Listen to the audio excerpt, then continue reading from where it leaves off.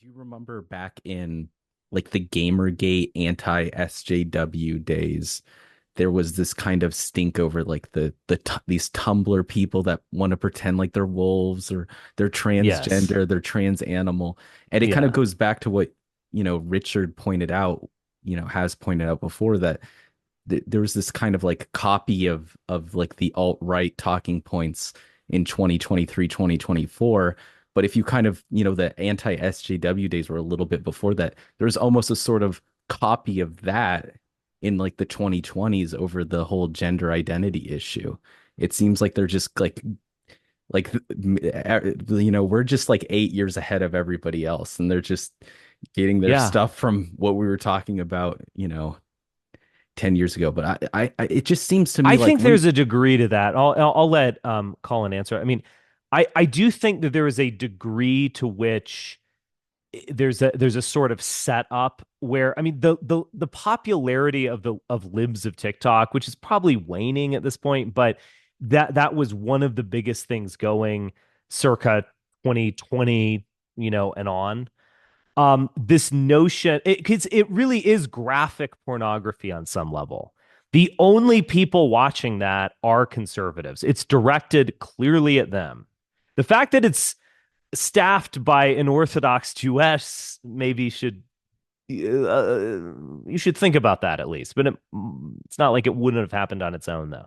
But it's graphic pornography for conservatives, so they can just watch this, discussion of a trans man showing off her scars or whatever, or some crazy, summer camp counselor talking about how he's going to, bring up gender fluidity to 9-year-olds. Or it is porn in that sense, or a horror movie. It's why people go to see a horror movie so they can sort of experience that terror and then kind of master it. And so I think that is true, but that's not the whole story. I have a little bit more to say on this, but I'll let Colin jump in. Well, I mean, I think it's quite genuine. I think that as I said earlier, I think that there are elements in our society that really want to change these ideas about gender, male and female.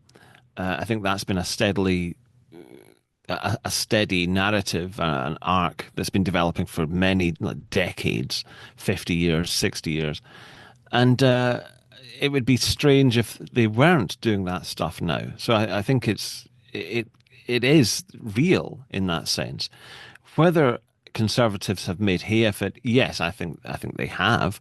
But of course, what else are they going to do? I mean, this is actually part of the problem with conservative media that they can't moan about race because they're being as anti-racist as the left. Yeah, they've got to outdo Oh the yeah. left on.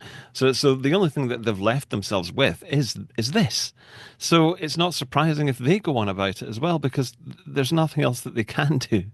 It's either this or weak civic nationalist stuff about the economy, and the economy is for most people a very boring topic, whereas this is red meat.